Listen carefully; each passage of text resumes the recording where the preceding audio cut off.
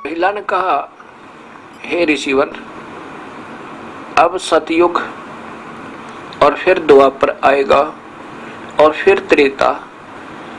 हे दाता दया करो, कुछ कंसेशन कर दो, ये त्रेता युग द्वापर से प्रथम हो जावे।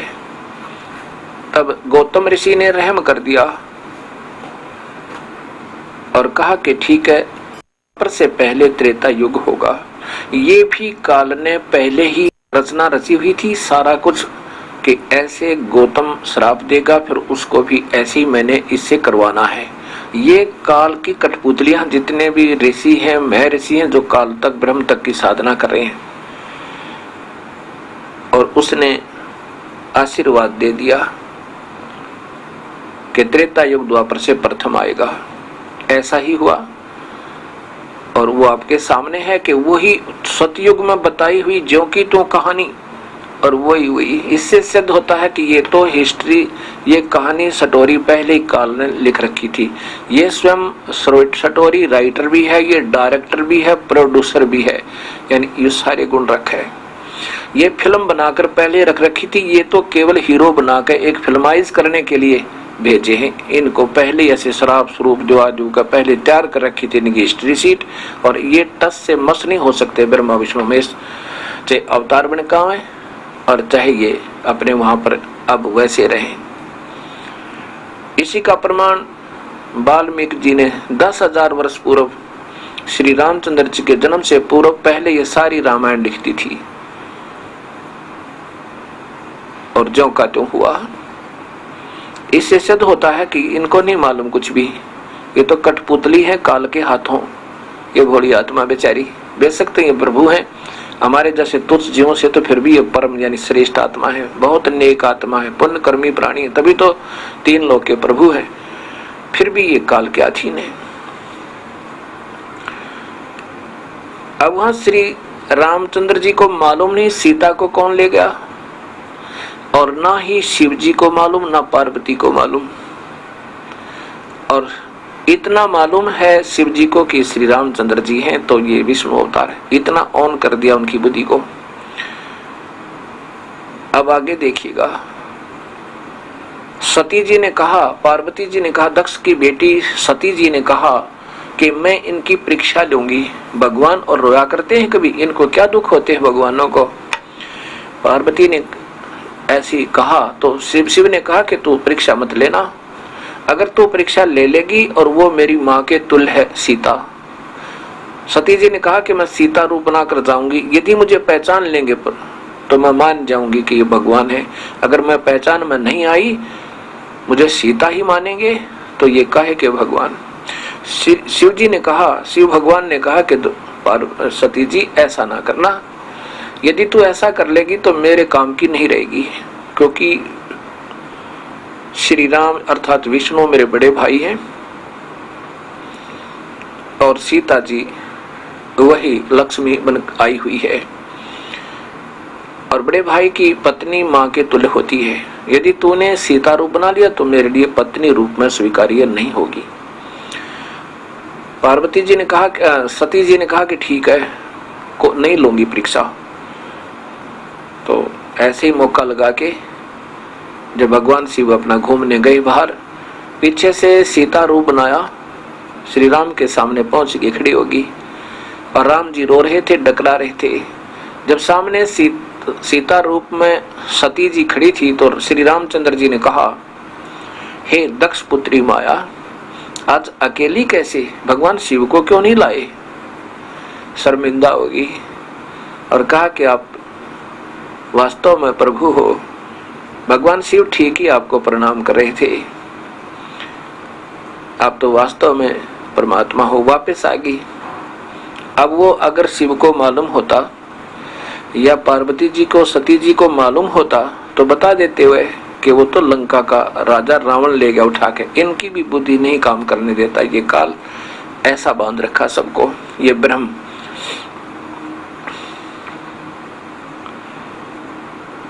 अब दूसरा जो मैं आपको बताना चाहता हूं कि सीता का अपहरण हो चुका था, उधर से सीता की तलाश थी। भगवान प्रभु पूर्ण परमात्मा कबीर साहब जब मुनिंद्र रूप में आए हुए थे तो श्रीलंका में पहुंचे। श्रीलंका में एक चंद्र विजय नाम का एक भाट था, चंद्र विजय नाम का। उसकी पत्नी का नाम करमवती था। चंद्र विजय भाट और करमवती लंकापति रावण के घर पे, भाट तो जाता था रावण के दरबार में उनकी बड़ाई गाने के लिए, उनको चुटकुले सुनाने के लिए, रिक्रिएशन मनोरंजन कराने के लिए। और करमवती चंद्र विजय की पत्नी मंदोदरी रानी, रावण की रानी मंदोदरी के पास जाती थी। उसको ऐसे गंदी गंदी अश्लील कथाएं सुनाया करती थी, चुटकुले सुनाया करती थी, ऐसे उसको प्रसन्न रखती थी। एक दिन कबीर परमेश्वर श्रीलंका में पहुंचे और चंद्र विजय भाट अपने द्वार के सामने घर पे खड़ा था।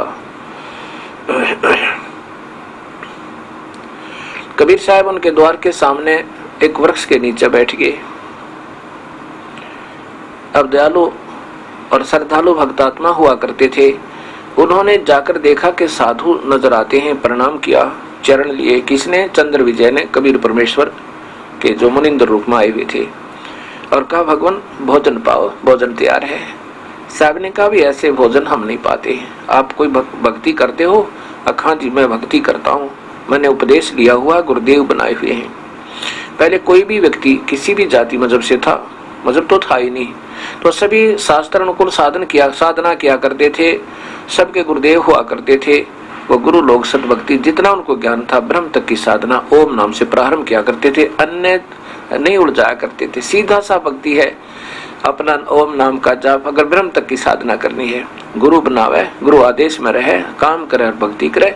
नाम उठत नाम बैठत नाम सोत जागवे, और नाम खाते नाम पीते नाम से लागवे। सीधी सी बात है। ना मेडिटेशन, ना तप करना, ना को ये तो एक्स्ट्रा जो बेनिफिट फिजूल का चाहते हैं वो लोग, वो मुक्ति नहीं चाहते, वो करते हैं ये पाखंड मेडिटेशन, ध्यान लगाओ मेडिटेशन। ये संतों के काम होते हैं। ऐसा करना हो तो मेडिटेशन से प्रभु मिला तो हमारा नंबर कदे भी ना। 88,000 वर्ष मेडिटेशन करके चले गए वो महापुरुष। ये तो सीधा मार्ग है, ये तो उलझाने के लिए काल ने करवा रखा उनसे। कबीर साहब ने कहा कि जो तुम साधना ब्रह्म तक की कर रहे हो ठीक है, वैसे तो आपकी साधना यहाँ तक तो सही है। जैसे ही आपने मैट्रिक कर ली तो आगे बीए के लिए आगे क्लासेज में जाना होगा, वो गुरु भी बदलने होंगे। और जो साधना तुम कर रहे हो ये काल तक की है, ये काल की साधना जीव को कभी मुक्त नहीं होने दे। ये तो अमृत के स्थान पर जहर समझो। चंद्र विजय को बड़ा झटका लगा। चंद्र विजय को काफी समझाया, काफी सारी सृष्टि रचना सुनाई और उससे वो बहुत प्रभावित हुआ। कहने लगा प्रभु फिर क्या करूं? कि नाम ले भाई, मैं रोटी जब खाऊंगा जब तुम हमारा उपदेश ले लोगे, अन्यथा मैं आन उपासना करने वाले व्यक्ति के घर का अन्न नहीं खाया करता। चंद्र विजय को वो कहानी समझ में आ गई, क्योंकि पिछले संस्कार तगड़े थे, भक्ति युक्त प्राणी था। उपदेश ले लिया और साहब ने भोजन पाया। साहब चले गए। कुछ दिनों के बाद फिर आए। अब उसने चंद्र विजय ने अपनी पत्नी करमवती से कहा कि हम जो साधना करें ये पूर्ण नहीं है और मुझे परमात्मा स्वयं आकर मिले समझो। और उन्होंने सारी कहानी बताई और वो फिर आएंगे कह के गए हैं। उन्होंने कहा था तब तक अपने परिवार को तैयार कर लेना। कबीर साहब दोबारा आए तो 16 के 15 और परिवार के सदस्य थे। 15 के 15 ने, यानी करमवती ने, उसकी पत्नी ने, बच्चों ने, बच्चों की पत्नियों ने, लड़के ने, लड़कियों ने, सबने उपदेश ले लिया। 16 सदस्य थे और खूब वो कथाएं साहब 1-2 दिन रुके, सब कथाएं सुनाई प्रभु की। अपनी ही महिमा आप पे गई, आप पे आरती, आप पे साजे, आप पे किंगर, आप पे बाजे, आप पे झाल झंझनकारा, आप नचे अब देखने आ रहा। कहे कबीर ऐसी आरती गाऊं, आप मध्य आप समाऊं।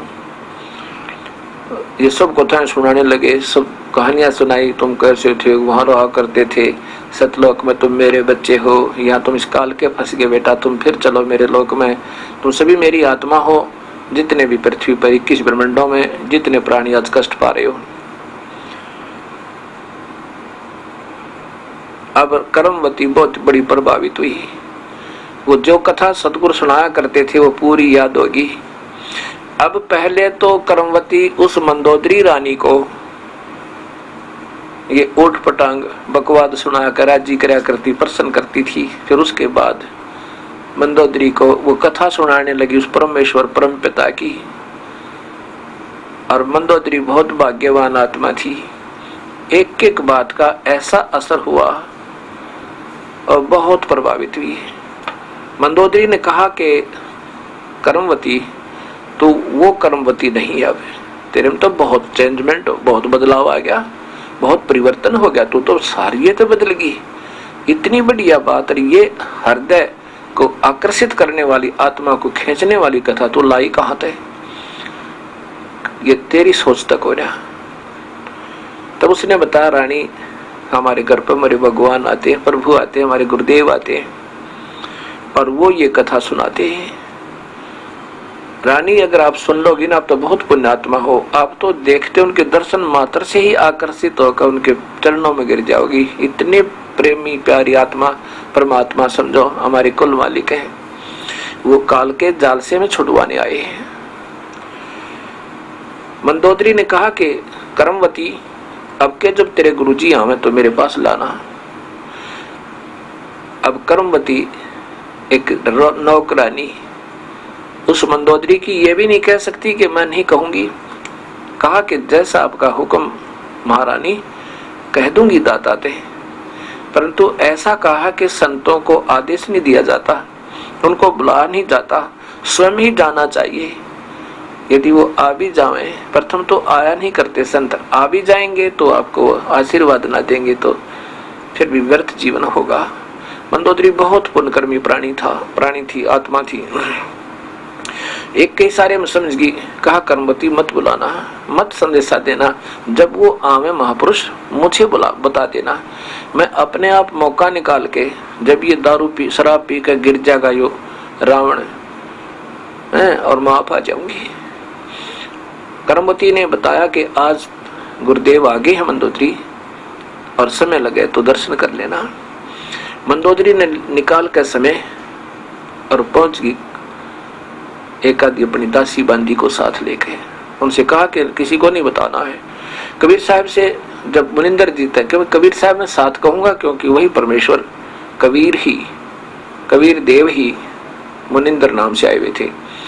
जब सुनी उस परमेश्वर के मुख से वो चर्चा सत्संग की, पूर्ण परमात्मा की कथा फिर सुनी, सृष्टि रचना, गदगद होगी मंदोदरी और चरणों में गिर गई। कहा प्रभु इस दासी पर भी दया करो। कबीर साहब ने कहा वे ठीक है बेटी, नाम ले ले। तो मंदोदरी ने कहा कि मालिक मेरे पति नहीं मानते, वो तो बहुत शराब पीते हैं, मांस भी खाते हैं। कबीर साहब ने कहा बेटा ये 2 दिन का संपर्क है पति और पत्नी का, ठीक है, ये अपना पिछला संस्कार पूरा करो। मान जाता है तो समझाने की पूरी चेष्टा करो, क्योंकि आपका और उसका एक आजीवन संबंध है। उसको मनाने की पूरी चेष्टा करो, ये सत्य कथाएं सुनाओ उसको, और हो सके वो मान जावे। मंदोदरी नाम ले लिया, खूब डट को भजन करे, और फिर अपने देवर विभीषण से कहा कि विभीषण भगवान आए हैं, पूर्ण परमात्मा आए हुए हैं, उपदेश ले ले। विभीषण जो है वो बहुत धार्मिक व्यक्ति का था, मांस मिट्टी शराब कभी नहीं खाता पीता था। बाकी सभी रावण के भाई और पुत्र और सब मांसाहारी और शराबी व्यक्ति थे। विभीषण कभी नहीं मांस मिट्टी खाता था, ना शराब पीता था। विभीषण ने भी अपनी भाभी मंदोदरी के कहने से पूर्ण परमात्मा कबीर साहब का उपदेश ले लिया, मुनिंदर जी से नाम उपदेश प्राप्त किया। अब दोनों के दोनों बहुत ही श्रद्धा के साथ गुणगान उस परमेश्वर के रोज नाम जाप करें। एक दिन मंदोदरी ने कबीर साहब से कहा, मुनिंदर जी से कहा कि हे दाता मेरी एक अर्ज है आप तय, आपके बिना मेरे दुख का निवारण कोई कर नहीं सकता। कबीर साहब ने कहा बोलो। मुनिंदर जी ने कहा बोलो बेटी क्या बात है। कि मेरा पति एक किसी औरत को उठा लाया है और मैं उसको बहुत समझाती हूँ, लेकिन वो जालिम मुझे मार पीटता है, बुरी गालियां देता है और कहता है कि इसने इसके देवर ने और इसके पति ने मेरी बहन की नाक काटी थी, इनको नचा नचा के मारूंगा। तब कबीर साहब ने कहा, बेटी इसको समझा दे, वो आम व्यक्ति नहीं है जिसकी पत्नी उठा लिया है, इसके तो औले दिन लग गए, इसके तो कुदिन आ गए, विनाश नजदीक है इसका। ये त्रिलोकी नाथ है, स्वयं विष्णु आए हैं। यदि ये अपना जीवन को संभाल लेगा, मान जाएगा तेरी बात और नाम ले लेगा मेरे ते, तो इसके प्रारब्ध को मैं चेंज कर सकता हूं और सीता को वापस देना होगा। मंदोदरी ने कहा कि आप उपदेश ले लो और ये इस सीता को वापस दे दो, ये त्रिलोकी नाथ है। तो मंदोदरी के ऊपर बहुत नाराज हो गया रावण, कई गालियां सुनाई कि तू क्या समझती है बदमाश, क्या मैं उन 2 मांसाहारी मस्करों से डर जाऊंगा? शिकार करते फिर वो 2 लौंडे, मेरे पास 1.25 लाख, 1 लाख मेरे पुत्र, 1.25 लाख रिश्तेदार, कुंभकर्ण से भाई हैं, और मैं रावण पूर्ण शक्तिशाली, और साथ में तो क्या मुझे क्या समझाती है नादान, उसको उनको मजा चखाऊंगा मैं। मंदोदरी ने बहुत समझाया लेकिन नहीं माना। कबीर साहब ने से आकर के यानी मुनिंदर जी से मंदोदरी ने कहा कि प्रभु मेरी नहीं मान रही है, मुझे तो बहुत बुरा कह रहे हैं, आप कृपा बख्श दो मालिक, एक बार मेरी प्रार्थना से एक बार आप अगर जाओगे तो मान जाएगा आपकी। मंदोदरी की प्रार्थना पे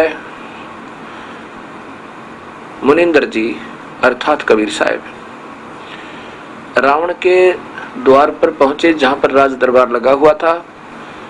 दरबार में जाकर के कबीर साहब ने कहा उन पहरेदारों से कि मैं रावण से मिलना चाहता हूं।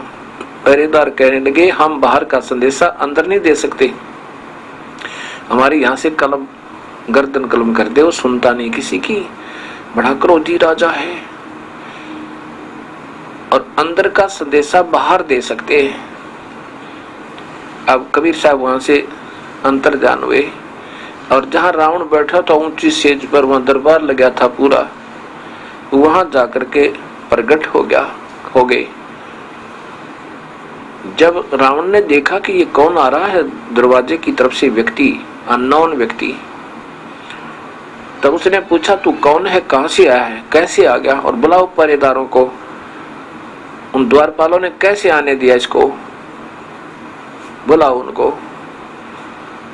तब मुनिंदर जी अर्थात कबीर साहब ने कहा कि रावण मैं तेरा हित चिंतक हूं और तेरे से 2 बात करने आया हूं, तू मेरी इजाजत के बिना यहां कैसे आ गया? रावण ने कहा, और तेरे को आने कैसे दिया? उनको अभी मजा चखाता हूं, द्वारपालों को गर्दन काट दूंगा। तब मुनिंदर अर्थात कबीर साहब ने कहा कि तुम्हारे द्वारपालों का कोई दोष नहीं, उन्होंने मुझे अंदर आने से रोका था और मैं वहां से अंतर्ध्यान हुआ और यहाँ प्रकट हो गया। ऐसे साहब एक बार अंतर्ध्यान हुए रावण के सामने और फिर दृष्टि गोचर हो गए कि ऐसे मैं वहां से उनके सामने से अंतर्ध्यान होकर यहाँ प्रकट हो गया, उन्होंने नहीं देखा मुझे अंदर आते हुए, वो निर्दोष है। कबीर साहब ने सोचा ये राक्षस उनको मार डालेगा। तो रावण ने कहा कि तू फिर आ कैसे गया? मैं तेरे से कुछ बात करने आया हूं। रावण ने कहा क्या बात करना चाहता, बोल तू। परमेश्वर ने कहा कि तू इस सीता को वापस दे दे, तेरी मौत है, और पर नारी को अपहरण करना इससे बड़ा जुल्म नहीं होता। मैं आपसे प्रार्थना करने आया हूं, तो इसको वापस दे दे। रावण ने कहा कि पहले तो मैं तुझे मजा चखाता हूं, पीछे मुझे शिक्षा देना। निकाल कर तलवार और कबीर साहब के ऊपर इतना गुस्से से, क्योंकि 1 नंबर का योद्धा जो 100 मटके दारू पीवर 100 जोटों का भैंसों का मांस एक बार खावे, उसमें कितनी शक्ति होगी विचार करना। और कबीर साहब ने एक सींक, ये जो बुहारी झाड़ू होता है और जो खेतों से लाई हुई एक पतली पतली सींक होती है, उस सींक को साथ लिए हुआ था। सींक एक छोटी सी पतली सी होती है, लंबी, इतनी सारी लंबी, तो उसको ऐसे डाल दिया उसकी तलवार के सामने और ऐसे 70 बार वार किए उस रावण ने। क्रोध माँ का आंखें लाल करके रावण की तलवार एक तलवार कितना मोटा वृक्ष हो आर पार कर दे। और उस समय ऐसी आवाज आवे सीख के, ऐसी लगे जैसे लोहे के थंब का लगती है, खंबे का, कटाकट कटाकट, निशान भी नहीं हुआ उस सीख के, लेकिन बुद्धि भ्रष्ट के फिर भी समझ में नहीं आई।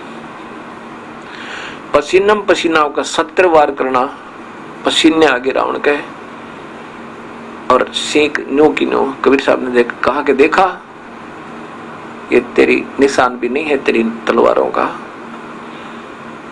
और मान जा मेरी बात, नहीं रोएगा इन दिनों को याद करके।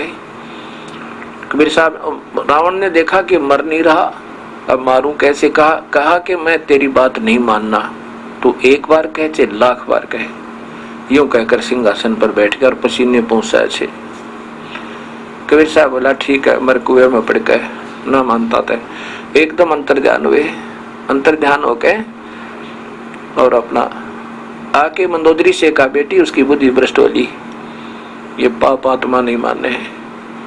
फिर मंदोदरी ने समझाया, मंदोदरी को गालियां देवे कि तू क्या समझती है, मैंने शिव की भक्ति की है, वो विष्णु होगा तो पड़ा रहेगा, और ये जंगल में घूमने वाला विष्णु हो सके।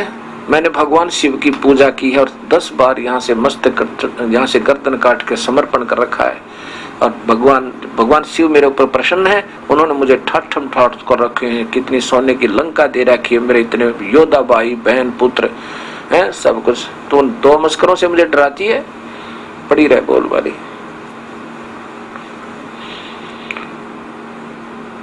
कोई बात ना, बात कबीर साहब चले गए। क्या होता है कि हनुमान जी ने, अब देखो हीट एंड ट्रायल मेथड से सीता की खोज हुई। कोई पूर्व में ढूंढ रहा है, कोई पश्चिम में, कोई उत्तर में, कोई दक्षिण में तलाश कर रहे हैं, जैसे किसी की गाय गुम हो जा और ढूंढते ढूंढते किसी का हाथ लग जाए, ऐसे तो सीता की खोज हुई। तो समर्थता का यहाँ प्रमाण आपके सामने आएगा कि भगवान श्री राम कितने समर्थ हैं, क्योंकि काल इन सबको नचा रहा है। हनुमान जी लंका में पहुंच जाते हैं।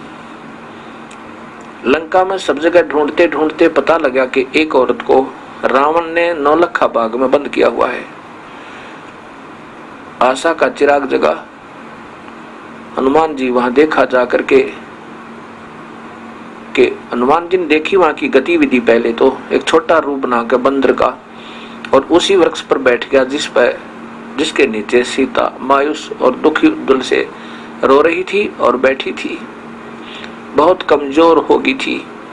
उस समय रावण आता है अपने सैनिकों को, अंगरक्षकों को लेकर, और कहता है कि तू मेरी बात स्वीकार कर ले, तू मेरी पत्नी बन जा, मैं तुझे माफ कर दूंगा, नहीं तेरी गर्दन काट के छोड़ूंगा, नहीं तड़फा तड़फा के मारूंगा तुझे। सीता ने कहा कि ये जान जा सकती है राक्षस,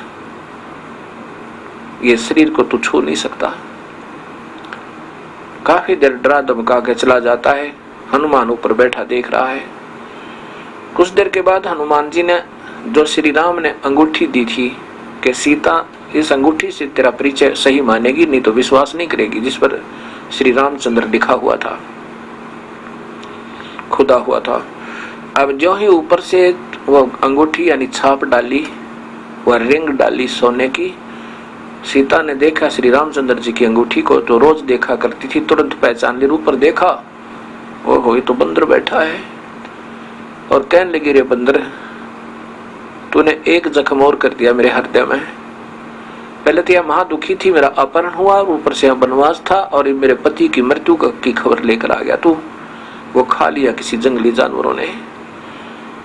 तब हनुमान जी नीचे आए, दुर्दशा देखकर कहने लगे, नहीं माता, उस त्रिलोक की नाथ को कौन मार सके, चिंता क्यों करते हो, मैं तो उनका भेजा हुआ एक संदेश वाहक हूँ, मेरा हनुमान नाम है, और मैं उनका अनुचर हो गया हूँ, मैं उनका सेवक हूँ, और मैंने ये सब हालत आपकी देख ली है माँ, और आपकी खोज होगी है, अब तुरंत ही हम सेना लेकर आएंगे हमारे राम जी, और तुझे छुड़वा ले जाएंगे।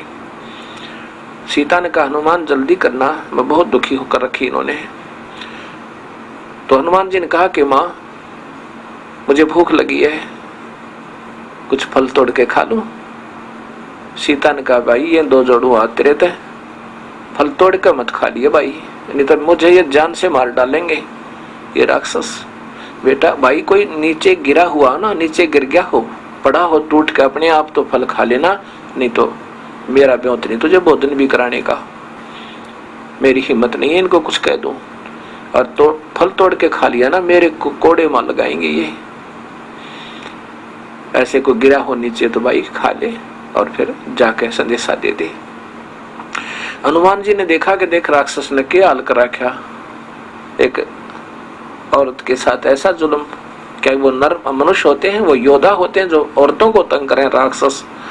तो हनुमान जी का गुस्सा उठा, पहले तो खूब तोड़ तोड़ कर फल खाए कि थोड़ी खुराक सी को 5-4 मन में तो ऊंचा क्या होगा, 1-2 क्विंटल खाए तोड़ तोड़ के, और फिर उन वृक्षों को पकड़ के और जड़ से उखाड़े और समुद्र में फेंक दे, तोड़ गिरा सारा बाग न हला हला के।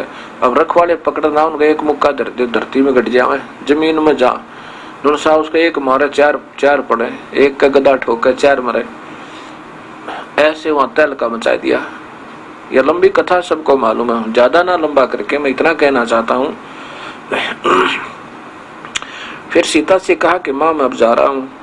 सीता जी ने अपना कंगन, हाथ का कंगन दिया सोने का बना हुआ एक, और कहा कि हनुमान जी ये कंगन ले जा भाई, इस कंगन के बिना भगवान श्री राम विश्वास नहीं करेंगे कि मेरी तलाश होगी है, क्योंकि वो बहुत दुखी है, उनका विश्वास उठ चुका है। ऐसे ही हनुमान जी वहां से कंगन लेकर वापस छलांग लगाई और एक सुबह एक पहाड़ी के ऊपर आकर वहां उतरा। वहां देखा एक निर्मल सरोवर है पहाड़ के बीच में, वहां सोचा स्नान कर लूं, साथ में समुद्र है। उस निर्मल जल सरोवर में स्नान करने के लिए उस कंगन को एक पत्थर पे रख दिया और कपड़े उतार के वहां स्नान करने लग गया। उधर से एक बंदर आया, उस बंदर ने उस कंगन को उठाया और श्री हनुमान जी की दृष्टि उस कंगन पर ऐसे थी जैसे सर्प की मणि पर होती है जब वो ओस चरने जाता है। सुबह ओस चरने के लिए जब सर्प जाता है तो उस मणि होती है उसके पास, तो मणि को रख देता है और ओस चाटता रहता है, एक नजर मणि पर रहती है, और कोई आपत्ति दिखा तुरंत भाग के मणि को अपने अंदर मुंह में लेकर भाग लेता, मुख में लेकर। ऐसे हनुमान जी की दृष्टि उस मणि की तरह कंगन पर थी जैसे सर्प की होती है। इतने में एक बंदर आया और दृष्टि हनुमान जी की थी ही, जो ही वो उठाकर भागा तो हनुमान जी ने सोचा कहीं ये कमबख्त समुद्र में ना डाल दे, वैसे तो मैं इसको जाने नहीं दूंगा चाहे कितना भाग ले, पर यह मजबूरी हो जाएगी, जब समुद्र में डाल दिया तो मेरी सारी मेहनत विफल जाएगी। हनुमान जी पीछे भागा, इतने में वो बंदर एक आश्रम में प्रवेश किया बंदर ने, और देखते ही देखते एक मटके में, अच्छा ऊंचा मटका रखा था, उसमें कंगन डालकर आगे भाग गया। हनुमान जी ने राहत की सांस ली, चलो ठीक है मटके में है उठा लूंगा। अब आगे देखा कि ऋषि बैठे हैं मुनिंदर नाम के, तो मटके में झांक कर देखा हनुमान जी ने, उस मटके में ऐसे ऐसे कंगन अनेकों पड़े थे। उठाकर देख रहा है, विचलित हो गया कि ये तो सारे एक जैसे ही हैं, ना जाने वो ओरिजिनल कौन सा है, बड़ा असमंजस में हो गया कि तो बात बिगड़ गई। ऋषि के पास गया, ऋषिवर मैं हनुमान हूँ, पवन पुत्र हनुमान हूँ और श्री राम का दास हूँ, श्री रामचंद्र जी का, और ऋषि जी सीता जी की खोज हो गई है। मुनिंदर जी कहने लगे कौन हनुमान, कौन सा हनुमान, कौन सा राम, कौन सा सीता, बता तो मुझे। तो हनुमान जी कहने लगे ऋषि जी आप कौन सी दुनिया में रहते हो, सारे जंगल में सबको मालूम है कि सीता का अपहरण हो गया, श्री राम की पत्नी अर्थात त्रिलोक की नाथ श्री राम की पत्नी सीता जी का अपहरण हो गया था, उसकी तलाश में करके आया हूँ। तो मुनिंदर जी ने पूछा मैं यही पूछना चाहता हूँ कि कौन से नंबर का राम है ये श्री राम दशरथ पुत्र। अब हनुमान जी कहने लगे ये क्या बात कर रहे हो आप, नंबर क्या होते हैं, अकान नंबर होते हैं भाई हनुमान जी, बैठ जा तुझे बताता हूँ। ये काल के जाल में फंसे हुए हो तुम सभी, और इस काल ने ये मेरी प्यारी आत्मा ये सभी यहाँ पर उलझा रखी है। पूरी कहानी सुनाई, हनुमान जी को कुछ बात स्वीकार हुआ, कुछ अस्वीकार हुआ, चिंता बनी हुई है कि मैंने जाके संदेशा देना है। कुछ सुना बातों को, कुछ नहीं सुना। फिर कहा कि ऋषिवर मुझे ये बता कि ये कंगन कौन सा है मेरा। मुनिंदर जी ने कहा कि आप कोई सा उठा लीजिए, वही तेरा होगा, वही सीता जी का वही कंगन होगा, उसमें कोई अंतर नहीं, बेसिक मिला लेना। फिर सारी कहानी बताई मुनिंदर जी ने कि मैं यहाँ बैठा हूं और ये रामचंद्र 30 करोड़ होकर जा लिए। बोला 30 करोड़? हाँ, ये रामचंद्र तो 30 करोड़ हो लिए। तेरे जैसे हनुमान नई आत्मा आती है, अब आप अपनी मलाई खाकर चले जाओगे। शुभ कर्म है आपके, अच्छे भक्त आत्मा हो, सत भक्ति, क्योंकि पूर्ण काल की भक्ति आपको मिली नहीं।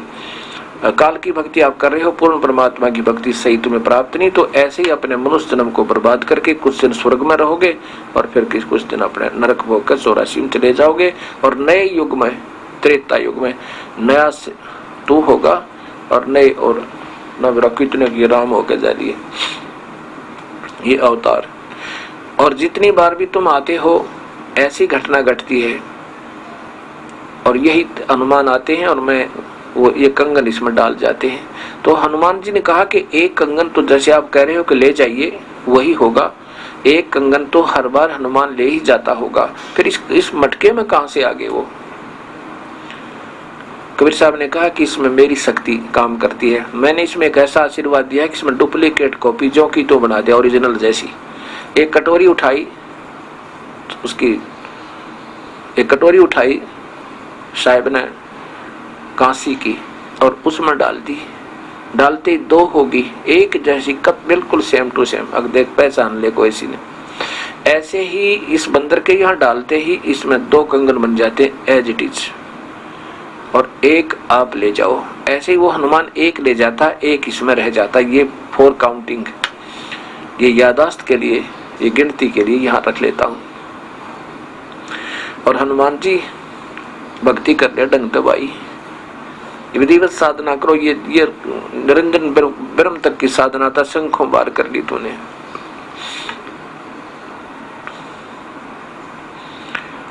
अब कबीर साहब क्या समझाते हनुमान जी को। मन तो सुख के सागर चल रहे सुख के सागर, जहाँ शब्द सधूरत नागर। कोटि जन्म तन भर मत हो गए, कुछ ना हाथ लगा रे, या कुकर सुकर खरबया बोरे कौवा हंस बुगारे। कोट जन्म तू राजा की, ना मिटी ना मन की आशा, और भिक्षक होकर दर दर घूम लिया, ये मिला नहीं निर्गुण रासा। कबीर साहब बता रहे हैं कि करोड़ जन्म तन भर मत हो गए।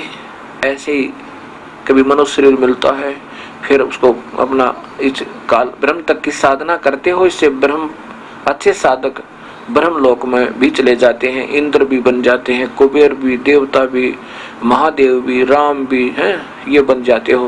ब्रह्मा विष्णु महेश की पदवी भी पा लेते हो, लेकिन काल के जाल से बाहर नहीं जा सकते पुत्र, जब तक मेरी शरण में नहीं आओगे। मैं पूर्ण परमात्मा का सत संदेश वाहक मुनिंदर रूप में आया हूँ और मैं ही वो पूर्ण ब्रह्म समझो मुझे। कोट जन्म करोड़ जन्म तो बरमत हो गए, कुछ ना हाथ लगा रे, और कुकर कुत्ता सुकर सुअर खर गदा और बना, और कौवा काग हंस और बुगला, कौवा हंस बुगारे। कोटि जन्म तो राजा भी हो लिए, करोड़ जन्म तो राजा की ने, पर मिट्टी न मन की आशा। राजा बनने के बाद ये प्राणी न सोचा दुनिया न लूट लो, घर न भर दूं, ठोक लो बैंकों को, है तजूरी ठोक दूं, जमीन में गाड़ दूं, इतना में इसकी मौत हो जा, गधा बना पावे। और उस पे वहां वो जमा राशि ने कोई और ही बरता है। मनमान वो बेटे फिर इसे निकम्मे हो जाता, दारू पीवे, मांस खावे, कार काट ले, कोठी ले में, पाप कर्मों से पैसा कमाया हुआ तो राजा के को कुत्ता बने, फिर उसका जीव चालने नरक में ठोका जा, और मौज मारे वो आने वाले वो उसको बर्बाद कर देंगे, फिर वो 84 में चले जाएंगे। जब तक हम पूर्ण परमात्मा की भक्ति नहीं करेंगे तब तक ये दुर्गति हमारी सदा बनी रहेगी। इंद्र कुबेर इसकी पदवी ब्रह्मा वरुण धर्मराया और विष्णुनाथ के पुर को जा लिया, तो फिर उल्टाए आया। इंद्र भी बन गए, कुबेर भी बन गए, ब्रह्मा भी बने, वरुण भी, धर्मराय भी, और विष्णु भी बने, और विष्णुनाथ के पुर को भी पहुंच गए। अच्छी साधना करके विष्णु लोक में भी चले गए, फिर भी मृत्यु को वहां से देव रूप समाप्त हुआ, फिर 84 में आ गए और दुख पाए। असंग जन्म तो मरत्या हो गए, जीवित क्यों ना मरे रे, और 12 मद मैल मठ बोरे, बहुत बहुर ना दे धरे रे। दोजक भी सभी ते देखे, राजपाट के रसिया, और त्रिलोकी से तिरपत नाही, यौवन भोगी खसिया। अच्छे अच्छे साधक भी रहे हो तुम, सुबह रोटी मांग ले, श्याम ने भी वही खाई बासी बूसी, और बैठ कर भजन किया, ओम नाम का जाप भी किया। उससे क्या हुआ कि कभी ब्रह्मा बन गए, कभी विष्णु बन गए, शिव बन गए, इंद्र कुबेर देवता बन गए, महेश स्वर्ग में भी चले गए, महास्वर्ग में भी चले गए। अपने पुण्य कमाइयों को खाकर फिर नरक में गए, नरक के बाद 84 में भी आ गए। ये तुम्हारा कर्म नहीं समाप्त हुआ, ये चक्कर समाप्त नहीं हुआ जब तक मेरी बताई हुई सत साधना नहीं करोगे। दोजक बहिष्ठ, दोजक कहते हैं नरक को, बहिष्ठ कहते हैं स्वर्ग को, ये उर्दू का शब्द है। ये भी तूने खूब देखे, यानी अच्छी साधना की तो स्वर्ग चले गए, और पाप कर्म यहाँ पर बराबर होते हैं। उन पाप कर्मों का प्रतिफल भी भोगे ही कटेगा जब तक पूर्ण परमात्मा की सद्भक्ति नहीं मिलेगी। तो दोनों कर्म ही भोगने होंगे, जैसे कर्म करेगा वो भोगने ही होंगे। और कबीर साहब पाप कर्मों को काट देते हैं, इनमें परम शक्ति है। जैसे खेती में खरपतवार हो जाता है, एक ऐसी दवाई डाली जाती है कि वो खरपतवार को समाप्त कर देती है, खेती प्रफुल्लित हो जाती है। और बाकी पहले अन्य जो साधना आप कर रहे हो उन संतों से, उन भगवानों से आपके पाप कर्म रूपी वो खरपतवार नहीं समाप्त हो सकता। फिर बताया कि सतगुरु मिले तो इच्छा मेटे, पद मिल पदे समाना, और चल हंसा उस लोक पठाऊं जो आद अमर स्थाना। कबीर साहब कहते हैं कि चल तुझे वहां ले चलो हनुमान, जहां पर कभी मृत्यु ना हुए। कहते हैं सतगुरु मिले तो इच्छा मेटे, कोई संत मिले पूरा तो ये इच्छा खत्म करे, यहाँ के 21 ब्रह्मांड का कुछ भी नहीं चाहे। और जो कमाई की हमने ओम नाम की, अन्य जो साधना धर्म कर रहे हैं, वो सारे इस काल को सौंप दे कि मुझे आपका यहाँ का कुछ नहीं चाहिए, हमारा पीछा छोड़ो।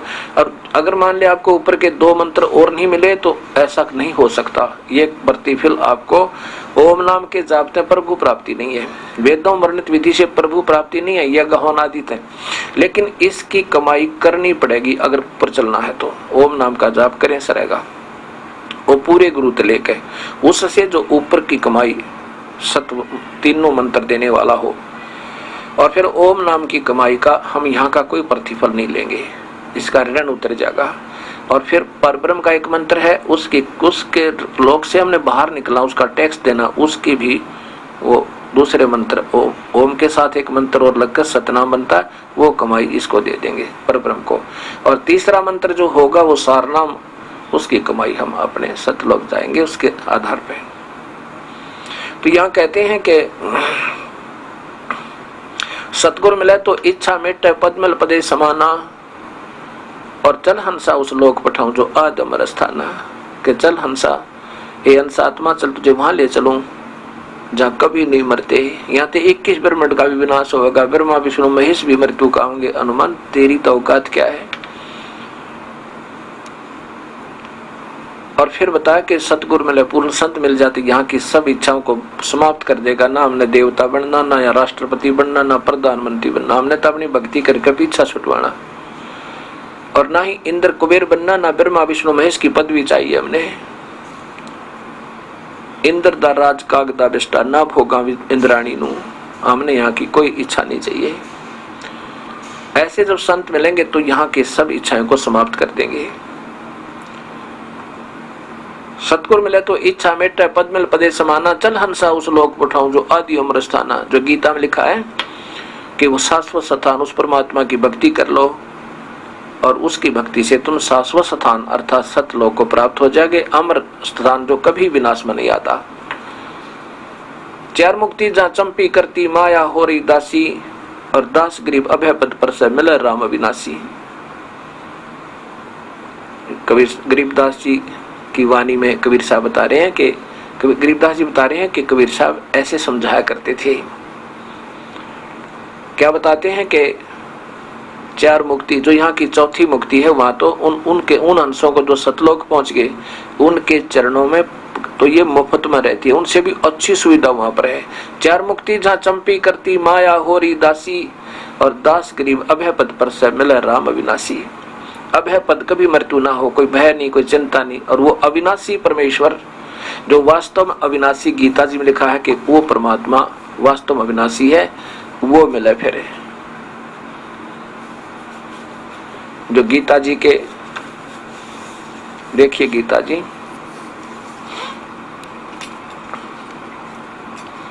अध्याय नंबर 15 में 3 परमात्माओं का वर्णन है।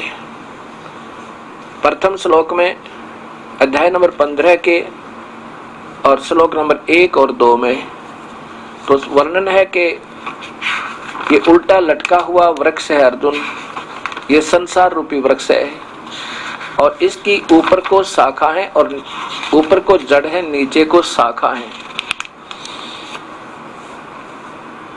और 15 के 15 उसमें लिखा 16 और 17 और 18 में। अब देखिएगा कि इन पूरी सतिथि दी है। यहाँ पहले 15 देखिएगा, नीचे देखिएगा श्लोक, ये 15 है, ये अध्याय नंबर 15 का श्लोक नंबर 15 है। ये काल अपनी सतिथि तो बताता है कि मैं सर्व प्राणियों के हृदय में अंतर्यामी रूप से सतित हूँ तथा मुझसे समर्थी ज्ञान और अपोहन होता है और सब वेदों द्वारा मैं ही वेद जानने योग्य हूँ, वेदांत का करता हूँ और वेदों को जानने वाला मैं ही हूँ। अपनी सतिथि तो बताता है कि मैं तो सब प्राणियों के हृदय में महाब्रह्मा और पार्वती के शिव और महाशिव और पार्वती के रूप में बैठा हूँ, लेकिन वास्तव परमात्मा 3 है। देखिए इधर ये 16वां श्लोक है, अध्याय नंबर 15 का श्लोक नंबर 16 है। वैसे पहले यही देखिएगा, इसकी संस्कार दिखाता हूँ। द्वौ इमौ पुरुषो लोके, इस लोक में, कौन से लोक में? इस पृथ्वी वाले लोक में, इस पृथ्वी वाले लोक में और 2 भगवान हैं। पृथ्वी वाले लोग कौन से हैं? सर और अक्षर, पर यानी ब्रह्म और परब्रह्म। ब्रह्म और परब्रह्म के जो लोक हैं वो पृथ्वी वाले लोग कहलाते हैं। तो ये 2 भगवान तो आम व्यक्ति जानता है, सर माने नासवान और अक्षर माने अविनाशी, कुछ अविनाशी। और इसी प्रकार 2 सतिथि प्राणियों की है। जीवात्मा रूप में तो ये अविनाशी है और सतुर शरीर में ये सभी प्राणी नासवान है, सीधा। इसलिए यहाँ देखिए इनके द्वारा सरलार्थ भी ज्यों का त्यों है। इस संसार में नासवान और अविनाशी ये भी 2 प्रकार के पुरुष माने भगवान है, प्रभु हैं। संपूर्ण प्राणियों के शरीर नासवान और अजीवात्मा अविनाशी कहा जाता है, बिल्कुल स्पष्ट है। आगे 16 देखिएगा, 17वां। वास्तव में बताया कि इन दोनों से भी उत्तम पुरुष है तो अन्य है, परमात्मा इति उदारते है। वास्तव में उत्तम परमात्मा, सर्वोत्तम भगवान तो कोई और है और उसको परमात्मा कहा जाता है। और यही लोकतरम अविषय विभर्ति अव्यम ईश्वरम, ईश्वर है, अव्यय है ईश्वर है, ये अव्यय ईश्वर है, अविनाशी परमेश्वर इसको कहा जाता है। उत्तम पुरुष, उत्तम प्रभु तो 2 और ही है। पुरुष माने भगवान या प्रभु जानिए। उत्तम पुरुष तो अन्य ही है जो तीनों लोकों में प्रवेश करके है, सबका भरण पोषण करता है, अविनाशी परमेश्वर परमात्मा इस प्रकार कहा गया है।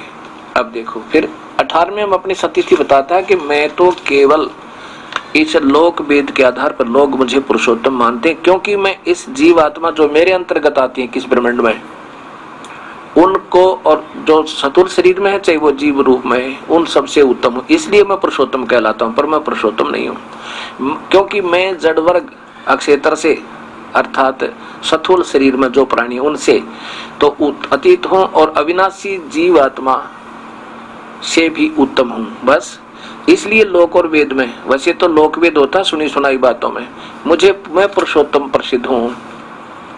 मैं पुरुषोत्तम हूं, लेकिन मैं वास्तव में भगवान ही उत्तम पुरुष है, तू अन्य है। वो भगवान तो कोई और ही है और उसे अविनाशी परमेश्वर इस नाम से कहा जाता। वही तीनों लोकों में प्रवेश करके सबका धारण पोषण करता है। अब इसमें कितनी स्पष्ट स्थिति की है कि अक्षर, क्षर और अक्षर ये दो भगवान हैं इस लोक में, यानी पृथ्वी वाले लोकों में हैं। अब क्षर ये ब्रह्म है, अक्षर पुरुष ये पर ब्रह्म है। अब क्षर पुरुष यानी काल ब्रह्म का तीसरी स्थिति बताई, जैसे चीनी का कप हो वो सफेद सफेद चाय पीने का, ये तो समझो काल भगवान क्षर पुरुष इतना सथाई। और स्टील का कप समझो ये अक्षर पुरुष, वो भी अविनाशी नजर आवे जैसे। और पूर्ण परमात्मा समझो सोने का कप। अब स्टील भी बहुत सथाई है, अविनाशी दिखे, लेकिन अंत में उसको जंग लगेगा, विनाश को प्राप्त होगा, समाप्त हो जाएगा। लेकिन सोने को का विनाश नहीं होता, अस्तित्व समाप्त नहीं होता। ऐसे तुलना की है कि अक्षर पुरुष भी कुछ अविनाशी है। अविनाशी जैसा ही लगता पर वास्तव में अविनाशी नहीं है। वास्तव में अविनाशी तो पूर्ण ब्रह्म है। जैसे अब सुना ना अपने 30 करोड़ रामा अवतारी सीता संग्रह नारी, 70 करोड़ ये त्रिलोकीय, 70 करोड़ त्रिलोकीय शिव की मृत्यु हो जाएगी। एक शिव की मृत्यु कब होती है? ब्रह्मा, 7 ब्रह्मा की मृत्यु के बाद एक विष्णु की मृत्यु होती है, और 7 विष्णु के मृत्यु के उपरांत एक शिव की, त्रिलोकीय शिव की, जो काल के पुत्र हैं, उस शिव की मृत्यु होती है। अब हिसाब लगाना। और ब्रह्मा की आयु 1000 चतुर्युग समझो। वैसे तो 72 चौकड़ी युग होता है। 72 चौकड़ी युग के ना, वैसे तो 1008 चतुर्युग होता है, क्योंकि इंद्र का शासन काल 72 चौकड़ी युग माना गया है। और ब्रह्मा के एक दिन में ऐसे 14 इंद्र अपना शासन पूरा कर जाते हैं, इसलिए 14 गुना में 72 1008। वैसे वास्तव में 1008 चतुर्युग का ब्रह्मा का एक दिन और 1008 चतुर्युग की रात्रि। रात्रि के समय इस पृथ्वी लोक पे, पाताल लोक में और स्वर्ग लोक के सभी प्राणियों का विनाश हो जाता है। उसमें वो उस अव्यक्त में चले जाते हैं। किसमें? उस त्रिलोकीय शिव में, जो ना इसमें महाब्रह्म रहता है। ये काल महाब्रह्मा, महाविष्णु, महाशिव यानी ब्रह्मलोक में, महास्वर्ग समझो। उस ब्रह्मलोक में ये काल स्वयं ही 3 रूपों में रहता है। तो उस ऊपर वाले शिव में वो समा जाती हैं। उसमें फिर इतनी ही रात्रि ब्रह्मा की जब पूरी होती है, फिर दिन प्रारंभ होता है, तो फिर ये ऐसे फिर शुरू हो जाती है। अब इसको अप्रोक्सीमेटली अंदाजा सा लगा के 1000 चतुर्युग का कह दिया, तो ऐसा ही इतनी ही रात्रि, तो 2000 चतुर्युग की ब्रह्मा का दिन रात बन गया। और 30 दिन का महीना 60,000 चतुर्युग की ब्रह्मा की का एक दिन, एक महीना बना 60,000 चतुर्युग का। और ऐसे 12 महीनों का एक वर्ष 7,20,000 लेकर चलते हैं हम। और फिर 100 से गुना करो ब्रह्मा की 100 वर्ष की आयु, ये एक वर्ष हुआ 7,20,000 चतुर्युग का ब्रह्मा का। और 100 से गुना कर दो 7,20,00,000 चतुर्युग ब्रह्मा की कुल आयु बनी। इसको 7 तक गुना करो, इतनी तो विष्णु की। और विष्णु जी वाली आयु को 7 से गुना करो तो एक त्रिलोकीय शिव की मृत्यु होगी। ऐसे 70,000 जो त्रिलोकीय शिव की जब मृत्यु हो जाती है, उसमें एक यही काल लीला किए हुए है एक ब्रह्मांड में, महाब्रह्मा, महाविष्णु, महाशिव रूप में। तो वैसे ही वहां इतने ही ब्रह्मा, ऐसे ही विष्णु, ऐसे शिव, तो वो उसमें जो वहां शिव रूप में ये काल है ब्रह्मलोक में, उसकी मृत्यु होती है अपनी लीला करता शरीर त्यागने की वो।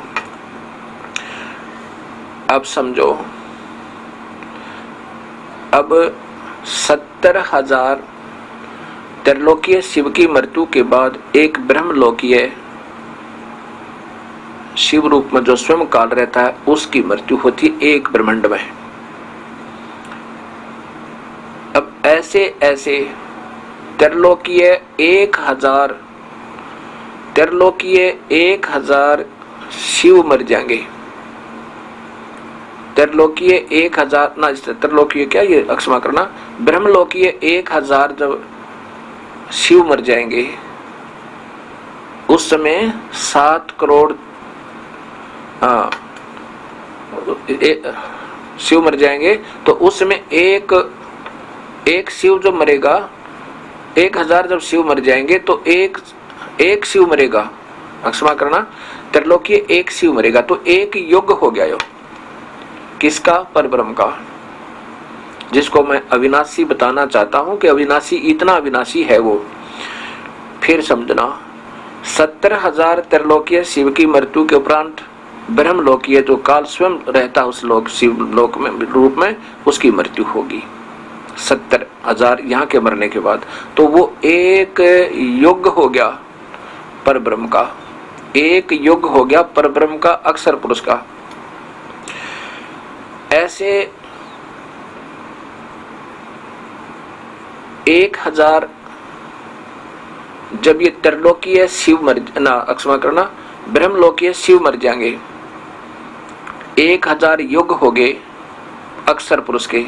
तो 1000 जब त्रिलोकीय न ब्रह्मलोकीय शिव मर जाएंगे तो समझो जो काल है 21 ब्रह्मांड का मालिक है, वो अपने ही अन्य रूप हर ब्रह्मांड में महाब्रह्मा, महाविष्णु, महाशिव में रखता है। तो उस 21 ब्रह्मांड का कुल मालिक जो वास्तव में काल है, उसकी अपनी मृत्यु होगी। अब यहाँ पर संशय आता है आपको कि त्रिलोक में, ब्रह्मलोक में जब वो रहता है तो वो मर जाता है, तो फिर कहाँ रह गया काल? नहीं, ये एक सिद्धि होती है, ये संतों के पास भी होती है। जैसे गरीबदास जी ने छुडानी में शरीर छोड़ दिया था 61 वर्ष की आयु में, और वहां उनका अंतिम संस्कार कर दिया। फिर वही शरीर सहारनपुर यूपी में, और वहां 35 वर्ष फिर रहे उसी रूप में, वहां भी फिर शरीर छोड़ दिया। और फिर अन्य स्थानों पर गिनती नहीं कहाँ का रहे वो, फिर उसी और रूप बना लिया, वो स्वयं प्रकट हो जाते हैं। ऐसे वो अन्य काफी रूप भी बनाए जा सकते हैं, एक सिद्धि होती है, एक सिद्धि बहुत चौलेदार है। तो मेरा कहने का भाव ये है कि मैं बताना चाहता हूं कि ये इतना अविनाशी है। 1000 ब्रह्मलोकीय शिव की मृत्यु के बाद ये काल के 21 ब्रह्मांडों का विनाश होगा। उस समय 1000 युग होंगे परब्रह्म के, अक्षर पुरुष के 1000 युग के बाद इस त्रिलोकीय 21 ब्रह्मांडीय काल का, 21 ब्रह्मांड का विनाश होगा। ये काल के सर्वलोक और स्वयं काल की भी मृत्यु होगी। और इतने ही युगों के बाद ये फिर दोबारा फिर रची जाएगी। उस समय ये सभी प्राणी उस परब्रह्म के लोक में रख दिए जाएंगे। और ऐसे ऐसे 7 करोड़ ये काल मर लेंगे। उस समय ऐसे ऐसे 7 करोड़ ये निरंजन मर जाएंगे। ये काल मर लेगा, ब्रह्म का विनाश हो जाएगा, अक्षर पुरुष का विनाश होगा, तब अब इस अक्षर पुरुष का विनाश होगा। अब देखो, विनाश तो होगा, लेकिन ये इससे इतना स्थायी है, ये भी काफी लंबी चौड़ी उम्र रखता है, फिर भी इसको नाशवान अक्षर पुरुष का है। अब ये बात विचार करनी होगी। ये काल भी स्वयं महाप्रलय करता है, ये हर लोक में, हर ब्रह्मांड में भी महाप्रलय करता है। और ये 5 बार अपने एक जीवन में 1000 परब्रह्म के चतुर्युग के दौरान ये 5 बार इन 20 ब्रह्मांडों का विनाश कर देता है। 5 बार में ये 20 ब्रह्मांडों का विनाश कर देता है। ये देखिएगा, क्योंकि ये सारी स्थिति थोड़ा समय लगेगा, क्योंकि एक बच्चा एक ही क्लास को पढ़ने में, सुनने में 1 वर्ष लगा देता है, वो जब समझ में आती है, ये धीरे धीरे आपके समझ में आएगी। ये काल के ब्रह्म के अक्षर पुरुष के 21 ब्रह्मांड है। ये 4 महाब्रह्मांड हैं। एक महाब्रह्मांड में 5 ब्रह्मांड हैं, और इस एक ब्रह्मांड में वो ये ब्रह्मा विष्णु महेश मालिक हैं। और काल स्वयं भी इनमें महाब्रह्मा, महाविष्णु, महाशिव रूप में एक ब्रह्मलोक बनाकर रहता है। सुनना। और 21वां एक ब्रह्मांड महाब्रह्मांड काल ने स्वयं लिया हुआ है। एक महाब्रह्मांड, ये इतना स्थान, ये थोड़ा सा दिखा, वैसे अक्षय तृतीया का बहुत बन जाएगा। ऐसे एलिपिकल रूप में ये सब उसी एक महाब्रह्मांड में इसने अलग रखा। इन 20 ब्रह्मांडों से इस एक लोक के ब्रह्मा विष्णु महेश को की मृत्यु होती है जब ये एक महाब्रह्मांड है, इसमें ये 5 ब्रह्मांड है। इस एक ब्रह्मांड का आपको पहले विस्तृत चित्र दिखाऊंगा, तब आपके समझ में आएगी ये कहानी सारी। ये देखिएगा,